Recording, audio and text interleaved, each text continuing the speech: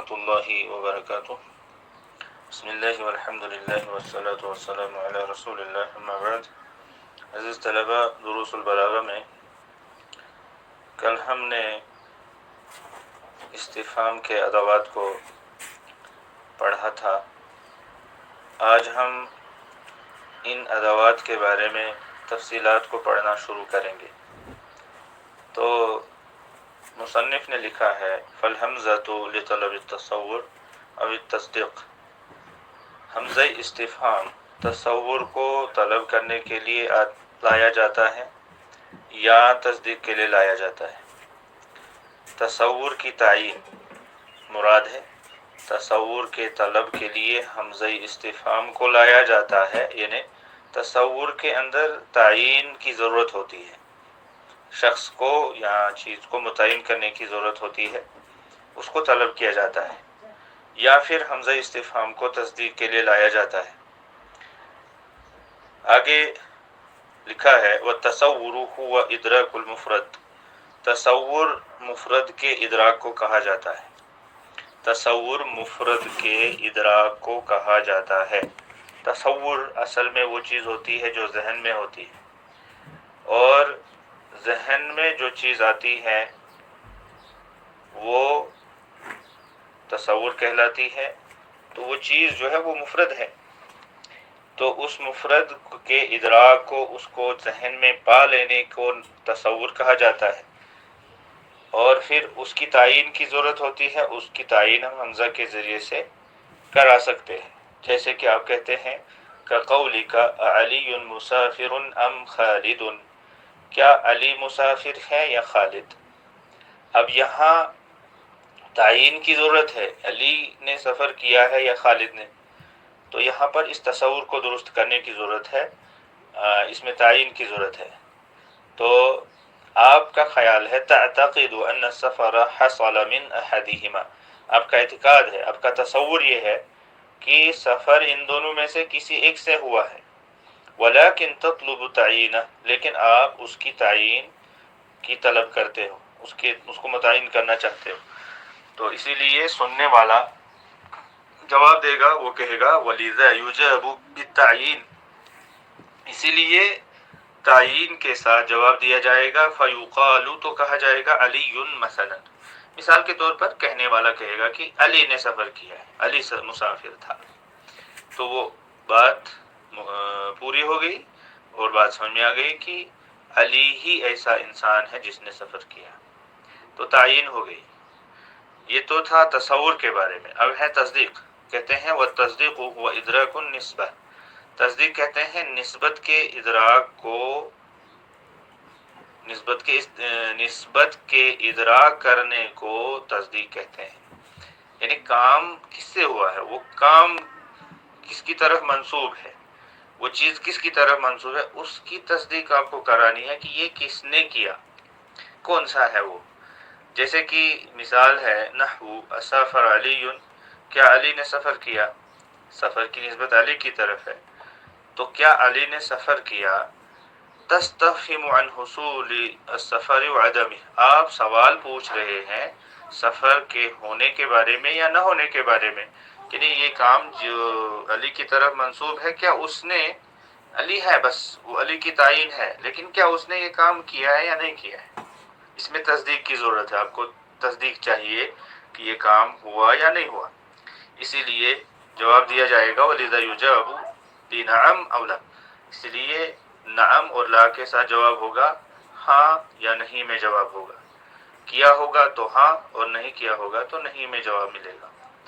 وَالْمَسْئُولُ عَنْهُ فِي التَّصَوُّرِ، تصور میں جس چیز کے بارے میں سوال کیا جاتا ہے وہ کہاں پر آتا ہے، کہتا ہے ما یلی الحمزہ، وہ حمزہ کے فوراً بعد آ جاتا ہے۔ تصور میں جس چیز کے بارے میں سوال کیا جاتا ہے، یعنی آپ کے ذہن میں جو چیز ہے، آپ کے تصور میں، آپ کے اعتقاد میں جو چیز ہے، اس کے بارے میں جب آپ پوچھتے ہیں وہ کب لائیں گے، آپ حمزہ سے پہلے لائیں گے، حمزہ کے بعد لائیں گے، یا کہاں پر لائیں گے، تو کہا ما یلی الحمزہ، وہ چیز حمزہ استفہام کے فوراً بعد آئے گی۔ وَيَكُونُ لَهُ مُعَادِلٌ، اور اس کا ایک معادل بھی ہوگا، یعنی اس کے برابری والا دوسرا بھی ہوگا، اس کے برابر والا دوسرا بھی وہاں موجود ہوگا، یذکر بعد ام، جس کو ام کے بعد ذکر کیا جائے گا، وتسمى متصلہ، اور اس کو جو ہے متصلہ نام دیا جاتا ہے. فتقول فی الاستفہام، تو آپ استفہام کے بارے میں کہیں گے، عن المسند الیہ، مسند الیہ کے بارے میں جب استفہام ہوگا، سوال ہوگا، حمزہ استفہام کو استعمال کیا جائے گا، اانت فعلت هذا ام یوسف، کیا آپ نے یہ کیا یا یوسف نے.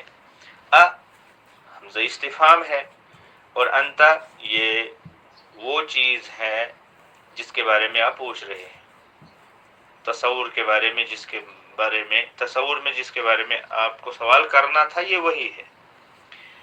اور اسی کو مسند الیہ کہا جاتا ہے، یعنی کام جو ہے وہ اسی کی طرف منسوب ہے. اور پھر اس کا معادل دیکھیے، ام کے بعد آیا ہے، ام کے بعد انت کا معادل ہے، انت جتنا ہے اتنا ہی یوسف بھی ہے، یعنی اس کا بالکل معادل ہے، برابری کا درجہ رکھتا ہے. تو انت فعلت هذا ام یوسف، کیا آپ نے یہ کیا یا یوسف نے. آپ نے اور یوسف نے، یہ آپ دونوں برابر ہیں، یوسف اور آپ، تو یہ معادل کہلاتا ہے. تو حمزہ استفہام کے بعد جو انت ہے، یہی وہ ہے جس کے بارے میں تصور میں سوال پوچھنا مقصود تھا، مطلوب تھا، تو اس کو حمزہ استفہام کے فوراً بعد لایا جاتا ہے. ایسے ہی اگر مسند ہو، یعنی کام ہو، تو اس کے بارے میں کیسے سوال کیا جائے گا. اس کی مثال ہے اراغب انت عن الامر ام راغب فیہ. اب یہ کام کے بارے میں سوال تھا نا، اسی لیے حمزہ استفہام کے فوراً بعد راغب، کیا آپ اس معاملے میں رغبت رکھتے ہیں، کیا آپ اس معاملے سے بے رغبتی رکھتے ہیں، ام راغب فیہ، یا آپ اس میں رغبت رکھتے ہیں. اگر مفعول کے بارے میں سوال کرنا مقصود ہو، ایہ تقصد ام خالدا، کیا آپ مجھے مراد لے رہے ہیں یا خالد کو، کیا آپ کا قصد مجھ سے ہے یا خالد سے. اور اگر حال کے بارے میں سوال کرنا ہو، وعن الحال راکبا جئت ام ماشیا، کیا آپ سوار ہو کر آئے یا پیدل آئے. وعن الظرف، اور اگر ظرف کے بارے میں سوال کرنا مقصود ہو، ایوم الخمیس قدمت ام یوم الجمعہ، کیا جمعرات کے دن آپ آئے یا جمعہ کے دن آپ آئے. وہکذا، اور اسی طرح سے باقی جگہوں میں. کہتے ہیں وقد لا یذکر المعادل، کبھی ایسا ہوتا ہے کہ معادل کو ذکر نہیں کیا جاتا ہے. نحو انت فعلت هذا، اب یہاں دیکھیے معادل ہے ہی نہیں، ام بھی نہیں ہے، کیونکہ ام کے بعد ہی معادل لایا جاتا ہے. تو کیا آپ نے یہ کیا. اراغب انت عن الامر، کیا آپ اس معاملے سے بے رغبتی رکھتے ہیں. ایہ یا تقصد، کیا آپ کا قصد مجھ سے ہے یا کیا آپ نے میرا ارادہ کیا، کیا آپ مجھے چاہتے ہیں. اراکبا جئت، کیا آپ سوار ہو کر آئے. ایوم الخمیس قدمت، کیا آپ جمعرات کے دن آئے. تو اس میں دیکھیے معادل کا ذکر نہیں ہے، معادل کا ذکر نہیں ہے. والمسؤول عنہ فی التصدیق النسبہ، اور تصدیق میں جس چیز کے بارے میں سوال ہوتا ہے، ان نسبت کے بارے میں سوال ہوتا ہے، ادراک النسبہ تصدیق کو کہا جاتا ہے. تو اس میں کیا تھا، ولا یکون لہ معادل، اس میں معادل نہیں ہوتا ہے، اس میں معادل نہیں ہوتا ہے. بس ظاہر سی بات ہے، اس میں معادل نہیں ہوتا ہے، یہ مفہوم ہے اور بات سے واضح ہے. تصدیق کے بارے میں جس چیز کے بارے میں سوال ہوتا ہے، تصدیق کے مسئلے میں جس چیز کے بارے میں سوال ہوتا ہے یا نسبت کے بارے میں جب سوال ہوتا ہے، اس میں معادل نہیں ہوتا.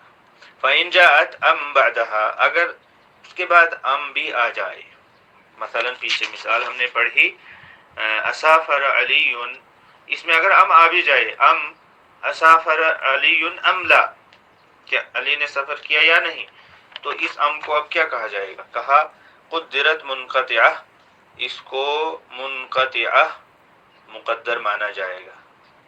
قدرت منقطعتاً، منقطعتاً اس کو مقدر مانا جائے گا، اس کو منقطعہ شمار کیا جائے گا، یہ تصور کیا جائے گا کہ یہ ام جو ہے یہ متصل نہیں ہے، یہ منقطع ہے.